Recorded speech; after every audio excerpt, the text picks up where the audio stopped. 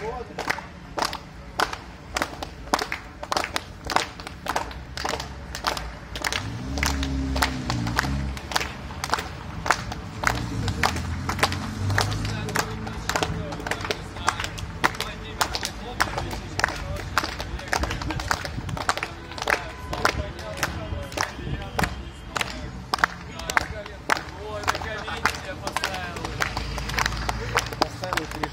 нас прямой эфир? Сейчас нет запись.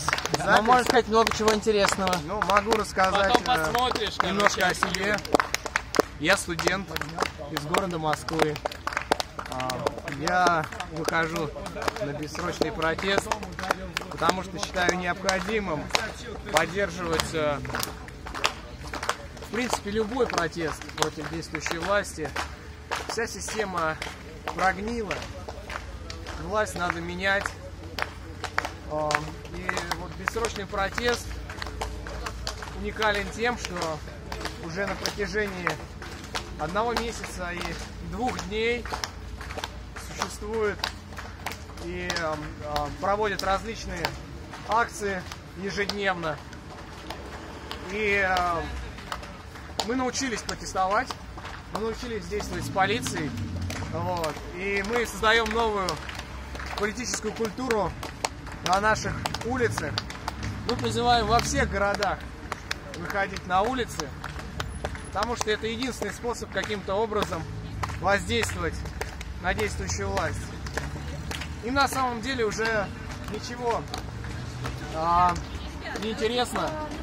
Все петиции, все референдумы и остальные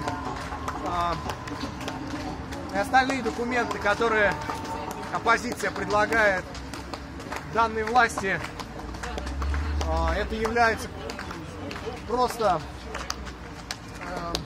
смехотворными действиями.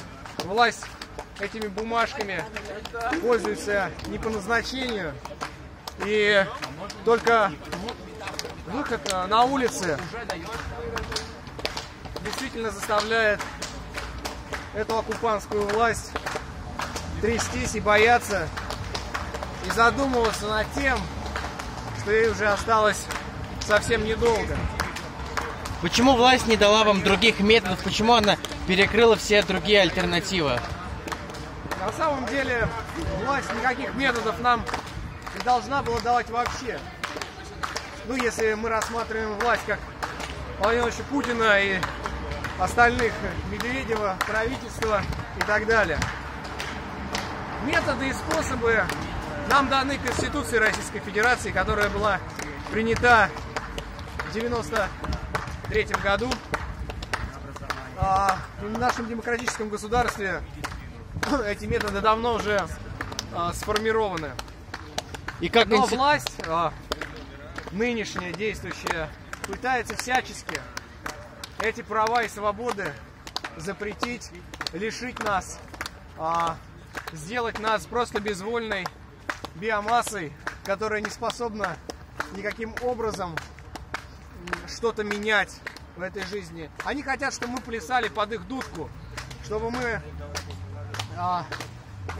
делали то, что они хотят, а мы будем до конца бороться и доказывать этим, что мы свободные люди, и у нас есть тоже права, у нас есть самое главное право выбирать так, как мы хотим жить, в каком государстве, право собираться, свобода слова, свобода собраний, право менять эту власть, в конце концов.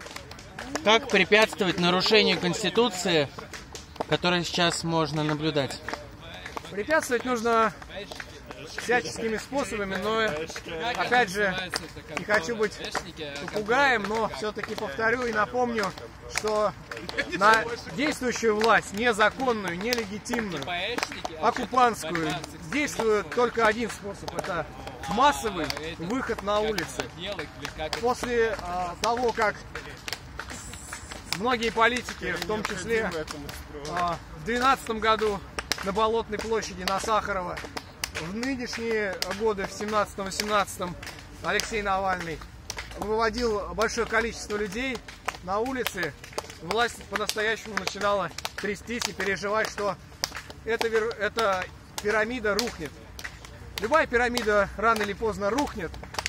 И они тоже, в принципе, я думаю, это осознают и понимают. И с каждым годом, с каждым месяцем и днем они все больше и больше придумывают новых способов и методов, чтобы нас каким-то образом поработить. И, к сожалению, проблема нашего народа, я не люблю использовать это слово менталитет, потому что, как мы знаем, Северная и Южная Корея — это один народ, и менталитет, я думаю, у них тоже один, но живут совершенно по-разному. А проблема нашего народа, как, наверное, сформированного вот в этих определенных условиях и угнетенного на протяжении многих столетий, заключается именно в том, что люди не хотят вникать в такие моменты, как политика, как право, и люди начинают становятся пассионариями, не хотят никаким образом воздействовать на действующую власть и живут так, как им говорят. И вот это вот до Бога, до высоко, до царя далеко сформировалось уже несколько столетий назад. Но мы не были такими. Мы не были... Русский народ всегда был свободным народом. Если мы возьмем средние века, чуть позже, да, государство, московское государство, то мы видим, что на протяжении истории народ мог воздействовать на власть. Но с закрепощением России, с усилением этих мер, потом с приходом советской власти, все-таки мы стали более населением, чем народом. Вот. То есть нас рассматривают как объект, а не как субъект. И это очень печально. Это плачевно. Но мы, как свободные люди, как понимающие люди разумные, будем всячески воздействовать на то, чтобы эту ситуацию переломить и изменить. И мы верим, что победа все-таки будет за нами. И Россия будет свободной. Спасибо огромное. Спасибо.